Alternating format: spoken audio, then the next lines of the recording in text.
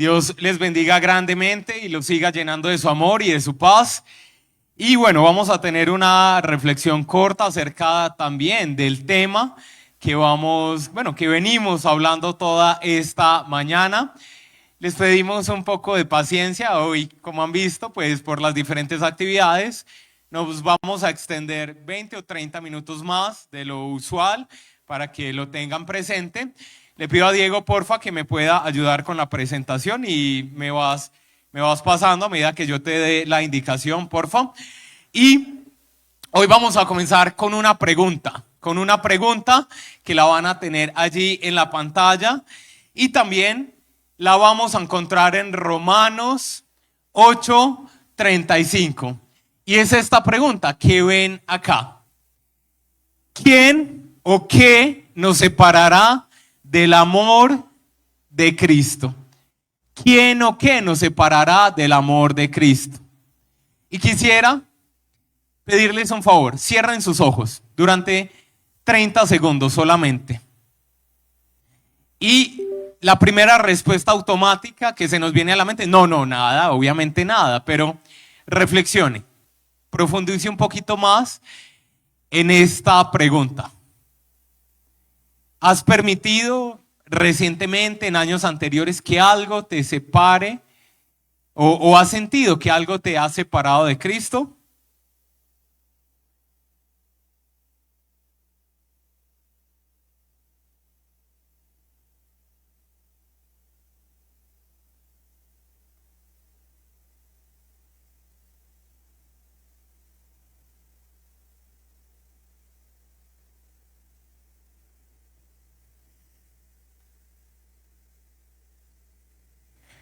Muy bien, gracias a todos los que pudieron reflexionar un poco. ¿Y a qué conclusión llegaron? Bueno, los que de pronto no estuvieron tan seguros de esas respuestas, espero que a través de este mensaje esa respuesta quede totalmente clara. Quisiera invitarlos, mis hermanos, a que se pongan de pie, solo un minuto, y vamos a leer quizás uno de los pasajes más bonitos y más importantes que puedes encontrar en toda la palabra. Toda la palabra es hermosa, toda la palabra es inspirada por Dios y es útil, eso lo conocemos, pero este quizás es uno de los pasajes más importantes que todo cristiano debe conocer, comprender y creer. Vamos a leer Romanos 8 desde el versículo 31 hasta el versículo 39. Y para que usted esté muy atento, quiero incluso que lo leamos todos juntos, ¿sí? De la forma más organizada posible. Vamos a leer en la Reina Valera en voz alta y a la cuenta de 3. 1, 2 y 3, versículo 31. ¿Qué pues diremos a esto? Si Dios es por nosotros, ¿quién contra nosotros? El que no escatimó ni a su propio Hijo, sino que lo entregó por todos nosotros, ¿cómo no nos dará también con él todas las cosas? ¿Quién acusará a los escogidos de Dios? Dios es el que justifica. ¿Quién es el que condenará? Cristo es el que murió, más aún el que también resucitó, el que además está también a la diestra de Dios, el que también intercede por nosotros. ¿Quién nos separará del amor de Cristo? ¿Tribulación o angustia o persecución o hambre o desnudez o peligro o espada? Como está escrito, por causa de ti somos muertos todo el tiempo. Somos contados como ovejas de matadero. Antes, en todas estas cosas somos ¿qué? ¿Por medio de quién? Por lo cual estoy seguro que ¿qué? Que ni la muerte, ni la vida, ni ángeles, ni principados, ni potestades, ni lo presente, ni lo porvenir, ni lo alto, ni lo profundo, ni ninguna otra cosa creada podrá separarnos del amor de Dios, que es en Cristo Jesús. Muy bien. ¿Qué siente usted al leer este pasaje? ¿Pueden sentarse? Claro que sí. ¿Qué sienten alegría, gozo, esperanza. Ese es el propósito de que podamos tener ese pasaje, esa promesa y esa esperanza. Vamos a avanzar una diapositiva más, por favor. ¿Y con qué comienza Pablo? Comienza Pablo este pasaje haciendo unas preguntas. Es un recurso que utiliza mucho Pablo. Comienza Pablo haciendo unas preguntas, es un recurso que él utiliza mucho a lo largo de sus libros, pero él mismo se las responde, no son preguntas para que simplemente nos quedemos pensando en ellas, sino que inmediatamente él nos da la respuesta. Y vamos a reflexionar un poco, vamos a hacer de cuenta que no están las respuestas a estas preguntas. Primera, ¿quién podrá ponerse en nuestra contra? Imaginen que no está la respuesta allí. ¿Quién podrá ponerse en nuestra contra? Segunda pregunta. ¿Dios no nos dará también todo lo demás o no nos dará todo? Hay algunas personas que no creen que Dios les puede dar todo. ¿Quién se atreve a acusarnos a nosotros, a quienes Dios ha elegido para sí? ¿Alguna vez usted se ha sentido acusado por su mente, sus pensamientos, por el enemigo? Y última pregunta, ¿quién nos condenará? Gracias a Dios, Él eligió darnos ahí mismo las respuestas a estas preguntas. Y vamos a pensar nuevamente en esas preguntas, pero teniendo estas respuestas. Primero, ¿quién podrá ponerse en nuestra contra si Dios está a favor de nosotros? Cambia, ¿cierto? Si Dios, el Creador, el Todopoderoso, está de nuestro lado, ¿quién nos podrá hacer frente? ¿Quién? ¿Cuál es la respuesta? Nadie. ¿Hay alguien más poderoso que Dios? No. Y si Él está de nuestro lado, ¿quién nos podrá vencer? ¿Quién nos podrá derrotar? Nadie. Segunda pregunta. ¿No nos dará Dios todo? Y es una pregunta de la cual tal vez dudamos. Pero miren la respuesta. Si Dios no se guardó, no escatimó, no negó ni siquiera a su propio Hijo, lo más preciado, ¿habrá algo que Dios no nos pueda dar si ya nos dio a su Hijo? Y los que son padres pueden entender mejor esta pregunta y esta respuesta. Los que son padres y aman profundamente a sus hijos, ¿tú darías algo por encima de tu hijo? ¿Tu casa, tu carro? ¿O tu hijo está sobre todas esas cosas? Bueno, Dios ya nos dio a su Hijo, dio lo más preciado, lo más valioso. ¿No nos dará cualquier otra cosa que necesitemos? Por supuesto que sí, por supuesto que sí. Tercera pregunta, ¿quién se atreve a acusarnos? Y bueno, ahí está la misma respuesta. Nadie, porque Dios mismo nos justificó. O en otra versión, como está en pantalla, dice, nos puso en una relación correcta con Él. Estábamos quizás en una posición no tan chévere cuando estábamos en el mundo, inmersos en nuestros pecados, pero ya nos justificó, dice la palabra que también nos santificó, y esa santificación continúa durante toda la vida. Así que, ¿quién nos puede acusar? Nadie. También dice que el mismo Señor está en el trono a la diestra de Dios, intercediendo por nosotros, es nuestro abogado. Si tenemos a Jesús contra nuestro abogado, ¿quién puede ser el que pueda acusarnos y ganar el juicio contra nosotros? Nadie. Y finalmente, ¿quién nos condenará? ¿Quién puede condenarnos? Nuevamente, solo el único que podía hacerlo, en vez de acusarnos y condenarnos, ¿qué hizo?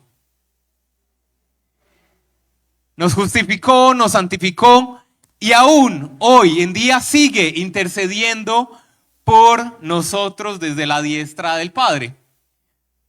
Vamos a continuar, por favor. Y venimos a esta gran pregunta del versículo 35.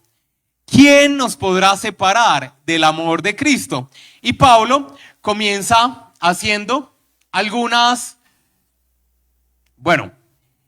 empieza a preguntar inmediatamente después.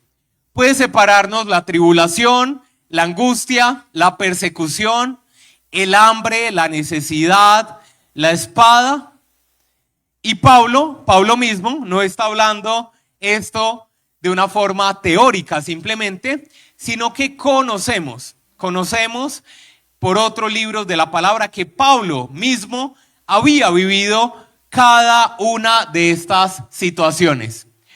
No vamos a leer este pasaje, pero los que quieran tomar nota, en 2 de Corintios 11, del 23 al 29, Pablo comienza, esto también lo estudiamos los miércoles, aquí Pablo comienza a contarnos de todo lo que él ha pasado. Dice, me han azotado los judíos, me han azotado los romanos, he pasado hambre, necesidad, he naufragado, todo por amor al Señor.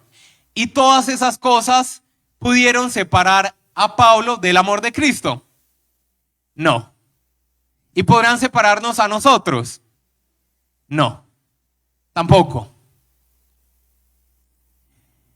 Cuando el enemigo quiere perseguir o quiere que desistamos del amor de Cristo o que sintamos que Él ya no nos ama, porque esta pregunta es muy importante. Dice, ¿quién nos podrá separar del amor de Cristo?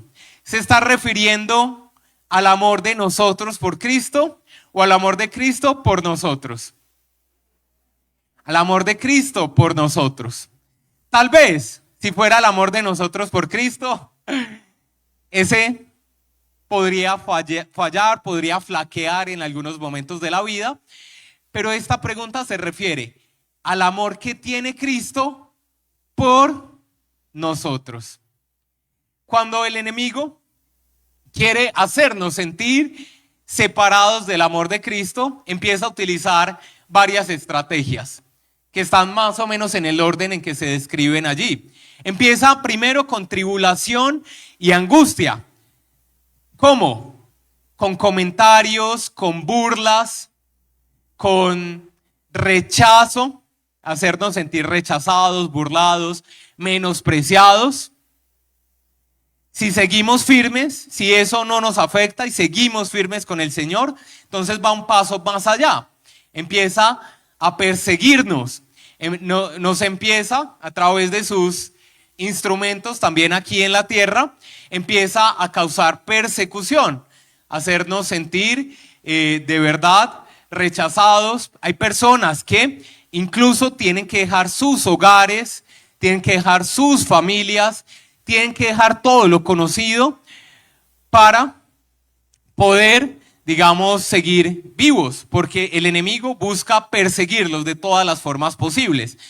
Si una persona sigue firme, entonces el siguiente nivel es atacar sus necesidades básicas, su comida, su alimentación, su salud, su casa, ¿cierto? Su lugar de habitación. Por eso hay muchos cristianos hoy en día que pasan hambre, pasan necesidad económica, pasan inseguridad alimenticia, física, de salud.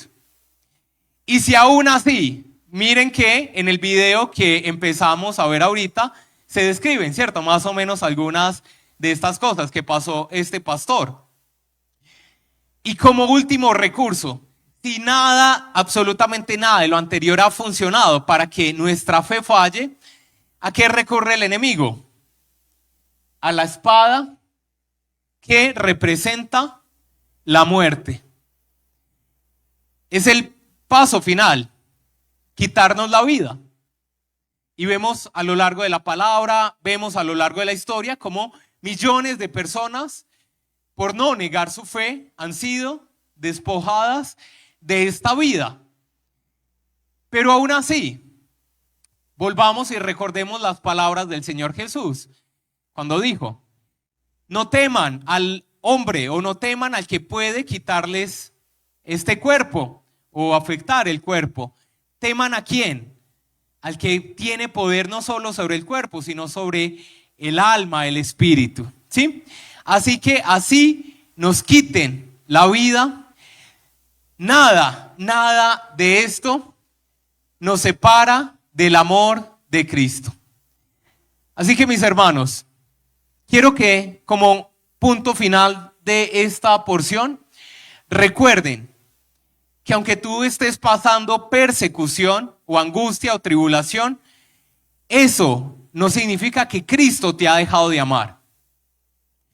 Aun si pasas necesidades físicas, hambre, desnudez, enfermedad, eso no representa que Cristo te ha dejado de amar. Él no te ha dejado de amar. Aún si llegaras a morir, Cristo no nos ha dejado de amar.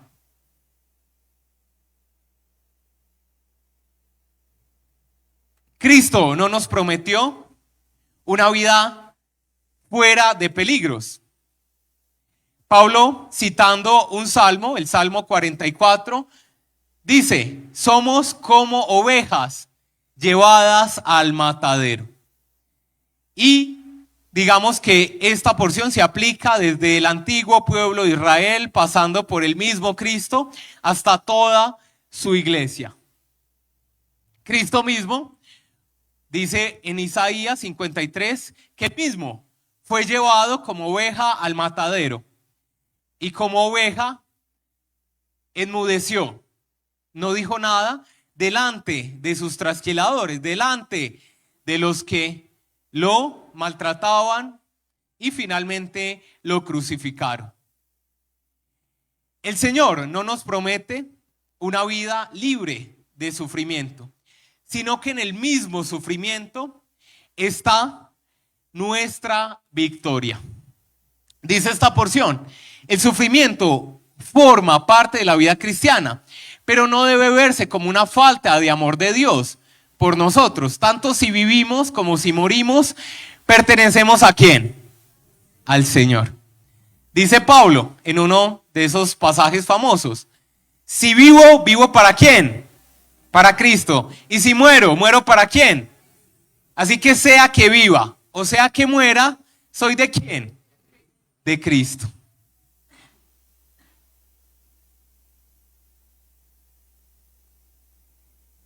Sigue diciendo aquí el pasaje en el versículo 37: antes, en todas estas cosas, ¿en cuáles cosas?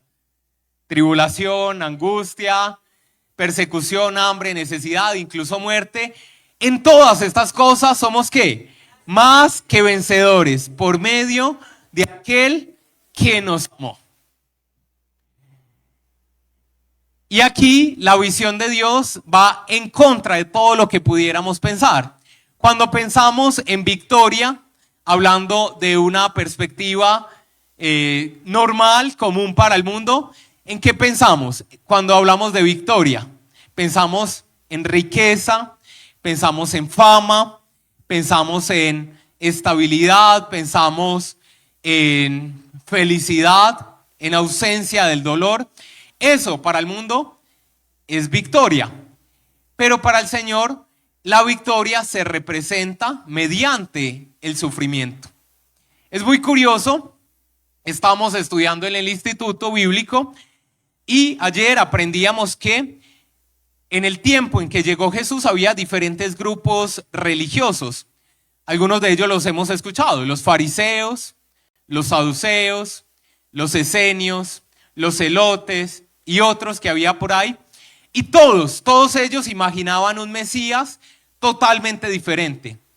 Los celotes se imaginaban un Mesías, un líder militar. Pensaban que el Mesías iba a ser un gran guerrero que los iba a librar de la opresión de Roma. Los saduceos, que eran muy apegados a la ley, muy estrictos a la ley, se imaginaban un Mesías que cumplía a cabalidad la ley de Dios como ellos la imaginaban, que era incapaz de juntarse o de quebrantar, entre comillas, alguno de los mandamientos de la ley.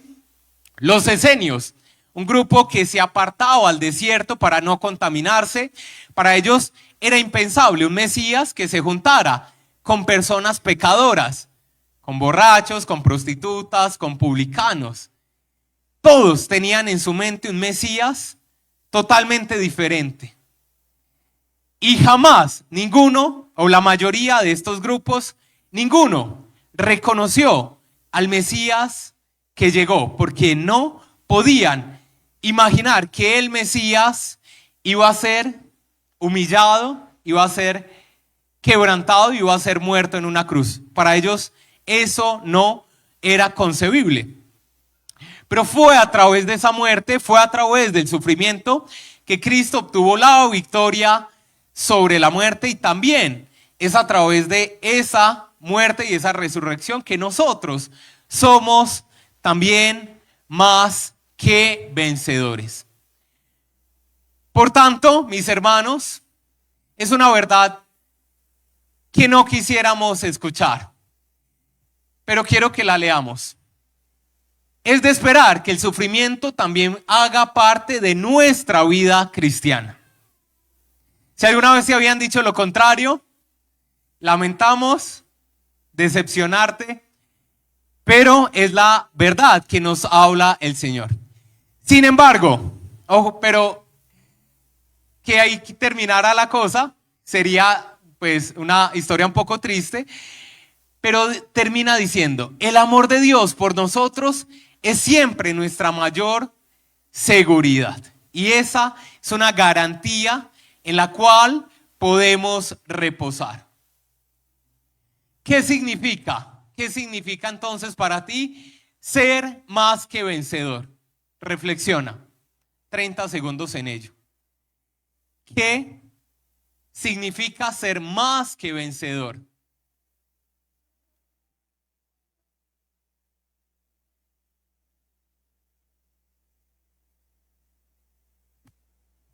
Vamos a pasar.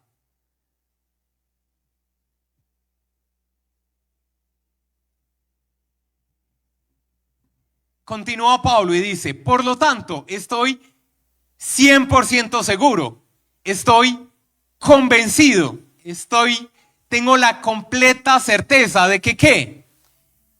Hagamos la lista, de que ni la muerte, en cualquier forma en que Dios permita que nos llegue la muerte, ni la vida, ni nada que podamos pasar en esta tierra, ni ángeles, ni demonios, ni el jefe de estos seres, ni nuestros temores de hoy, ni nuestras preocupaciones del mañana. ¿Qué más dice? Ni siquiera los poderes del infierno, ningún poder en las alturas, ni en las profundidades. Y Pablo, para no hacer más larga la lista, termina diciendo, y si se me pasa algo por alto, ni ninguna cosa creada puede separarnos del amor de Cristo, del amor de Dios que se representa ¿en quién? En Cristo Jesús. Pablo decía, estoy 100% seguro. La pregunta es, ¿estás tú seguro de esa verdad? ¿O aún hay dudas en nuestros corazones?